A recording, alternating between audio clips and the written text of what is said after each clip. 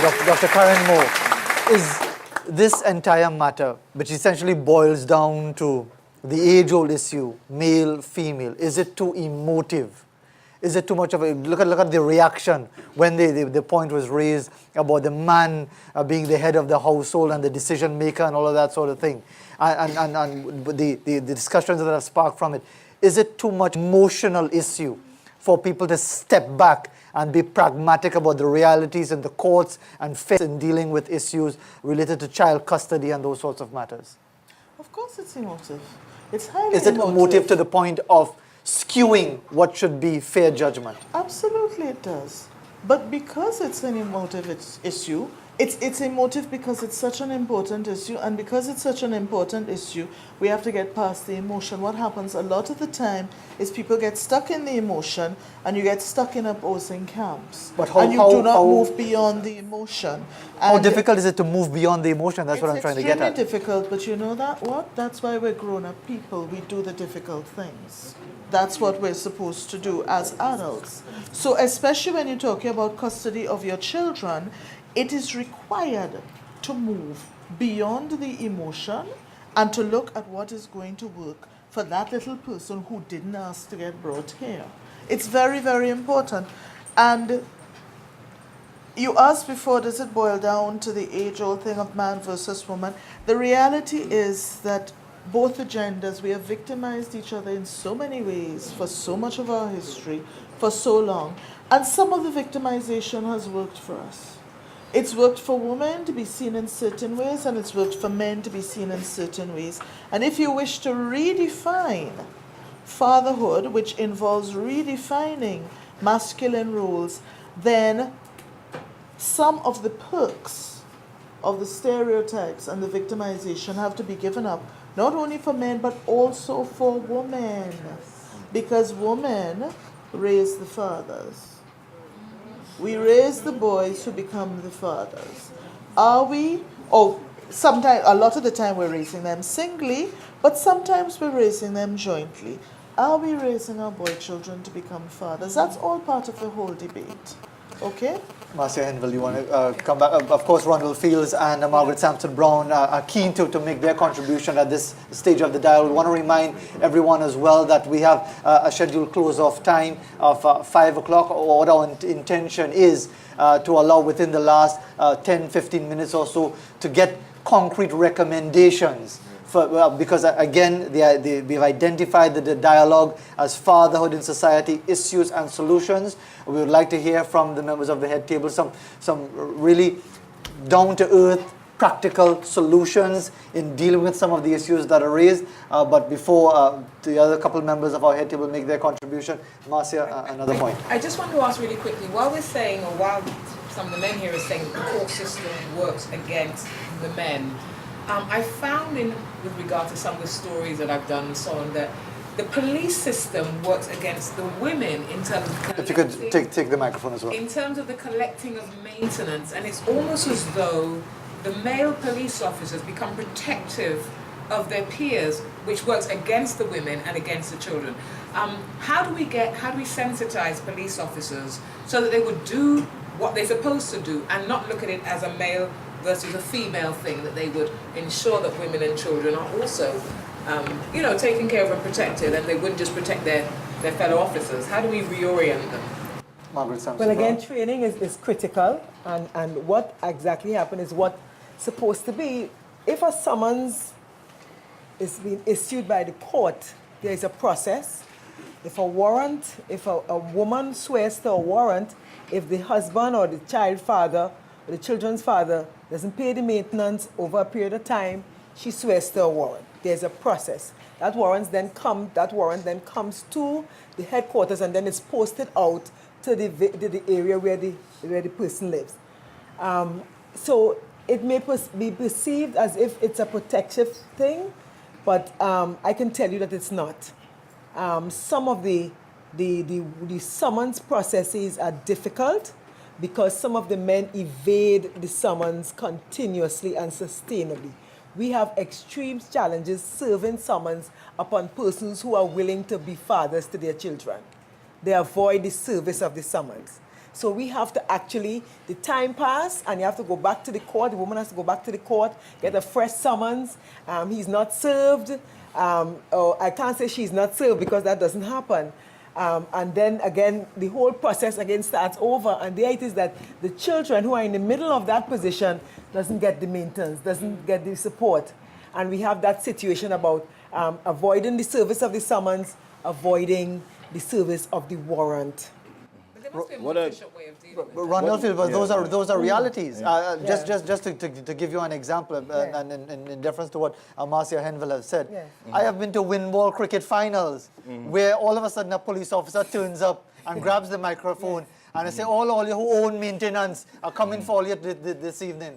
That and it seemed so there was no defense. That's out of the There box was no situation. defense of men in that situation, and it seems to be almost a situation where it is accepted not because of perception but because of fact that men are not fulfilling their responsibilities in that area. Rondell Right. Fields. But let's look at the flip side, right? How many fathers have you interviewed?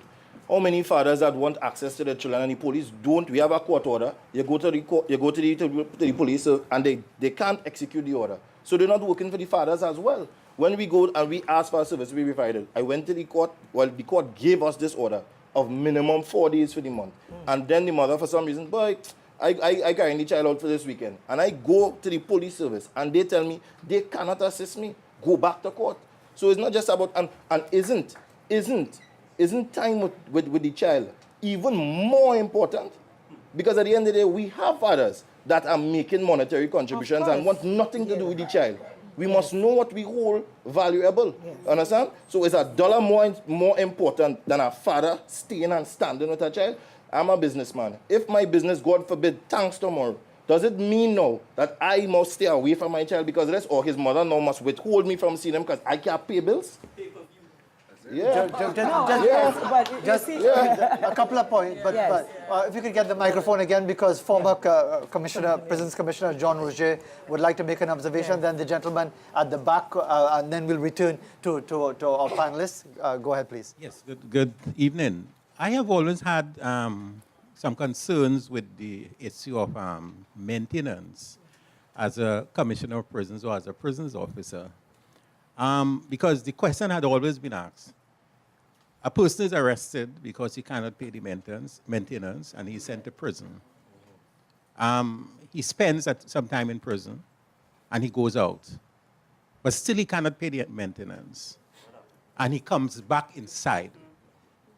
So that there is no way in which he can get the chance to earn money to pay the maintenance. Right? I have always said, and I've tried to raise it with and get some support from the administration, that instead of as it relates to maintenance, and there are other things as well, that instead of having these people come to prison, couldn't the court make some arrangement with the employers to have monies paid through the employers to a bank or whatever it is, so that the mothers could access the monies for their children?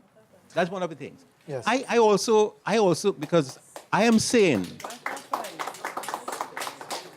I'm also saying that this is one of the problems as a father who didn't pay his maintenance and comes to the prisons. At the end of the time that he leaves prisons, that said person could be worse off than when he would have come to the prisons. So there's a lot of anger. There's a lot of hatred. And again, as people tend to say, it's like a kind of university in the prisons. You're with the criminals so that you learn the crime and you learn how to deal with the crime. I have always felt that there are certain people who should not be in prisons. I have said that on a number of occasions and in a number of places. There are people who should not be in prisons. One, I am convinced there are some people who didn't commit the crime, but for whatever reason, they were convicted and sent to prison. But also there are some people who, the type of crime that they would have committed, they are not people who cannot be managed on the outside in the wider society. And therefore there's a need for community corrections so that they can be dealt with within the community instead of bringing these people into the police.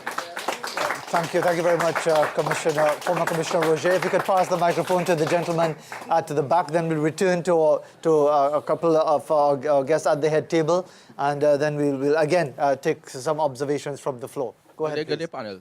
What happened, right? Pertaining to what Mr. Randall Fields was talking about, court orders. I myself had a little instance through the court where access order was granted to me to have my daughter every weekend, but I have to go to the police station to collect my daughter, right? On numerous occasions, every single Friday, I take time off from work. I'm a fire officer. I have to go to the Tunapuna station to collect my daughter, right? Numerous occasions for about 6 months. I go to the Tunapuna police station, wait for my daughter, no daughter. They call her, she not answering the phone. They go by her, she evades the police. This went on for numerous months, right? I went back to the court. When I go back to the court, the magistrate who was there, pertaining to the matter, he was on holidays, so I had to wait until he come back because no other magistrate could see about the matter, right? A warrant was executed for the arrest of the mother. It's been 3 months now the warrant executed, right? How ironic it is. Every month I go to the court to pay maintenance. When I ask them if the maintenance have been collected, the maintenance have been collected. So I don't know how the mother collected the maintenance, right? Because the court, she have to go with her ID card, right, to collect the maintenance. Right? And I see her all over the place, right? I was arrested 4 times, spent 4 weekends in jail, right? 4 weekends in jail, right? For going to try to access my own daughter, right? A protection order was put in place for me, right? And when the magistrate said, can I get a little emotional here, sorry. The magistrate said that I have to call before to go. I had liberal access, right? I had to call before. Don't turn up to the lady's house unannounced. When I keep on calling, she blocked my number. It have these fancy phones now, we can reject somebody's number. I use my friend number, call, she answered the phone, she put down the phone. I went to collect my child. When I went to collect my child, you know that police waiting there for me? I was arrested, right? It's been 3 years now. All the cases dismissed. A warrant has now, tables have now turned, a warrant have now executed for her. And she's walking all over the place, collecting maintenance, shopping in courts, all over the place. And nothing has been done as yet. Allegations has been made against me. I have matters in Shoguna's court, Tunapuna court, the family court, the Arima court. I'm the most popular person in the Arima court. Usually the searcher to go into the court in Arima, I was walking like a lawyer. Because for 3 years, constantly I've been there. And everybody knows what is going on down to the magistrate. And the magistrate told me, Mr. Martin, my hands are tied. I don't know what he mean by that. Thanks. It's obviously. We just heard the comment. Someone saying maybe it's a strong term, Dr. Moultrie, state-sponsored kidnapping, in referring to this particular matter, as far as it goes with custody of a child through the court system. I want to talk about the father and the father's perception of the father in society. What is a father? What is a father? What does the relationship with the parent affect on the child? And you nod your head if you agree. Self-esteem and liking oneself. Mm-hmm. Health. Yeah, give me an uh-huh. Health. Yeah. Communication. Yeah. Relationship and socialization with others. Yes. Ability to develop friendships. Yes. Anger. Yes. Sexual life. Yes. Future generations. Yes. Caring or apathetic. Yes. Vitality or zest for life. Yes. Prosperity. Yes. Stability. Ability to show and receive love, appreciation, confidence, belief in oneself, trust, security, motivation, connection to others, sense of responsibility, how one handles problems, connection to pregnancy and childhood, appreciation of men, appreciation of women, treatment and respect for animals and Mother Earth. Now, the court's philosophy, I think, is that men are irresponsible, so the responsibility would go to the mother, and we want to teach men a lesson to be more responsible. How do you make males more responsible if you give them every other fortnight, weekend, to see your child and to develop a relationship with the child? There's something that's fundamentally flawed and bizarre about the philosophy of the court system, not just here, but throughout, wherever it came from. I don't have any idea where it started out from, but where it came from, that we go to school, we get educated, and we have this philosophy that we get out, and this is how we treat the males of society. There's something wrong. There is something about the court system that is definitely against males, and I have a whole host of things that I could tell you. But let me just say, Trinidad and Tobago, for any month, is it month? 4,000 male prisoners per month, 102 female prisoners. Is that about correct, Mr. Roger? Every month, something's wrong. I go to prison guard, I go to security guards and store owners all over, different economic strata. And what do I hear? I ask them, so who steals more in your store, men or women? What do you think I hear? You said it yourself, because you know something. But what's happening between the time of that theft, all the violence that we hear that's happening with women, all the other things that are going on in society, and by the time someone goes to prison? And this gentleman just expressed one major thing. That's something to think about. All of these things are a father. This list that I just said, plus more, is a father's contribution to the psyche, the life of that child. Not just a sperm, not just money. I find it very troubling that there's a court focus on money. And I find it very troubling that you abuse a man's life over money.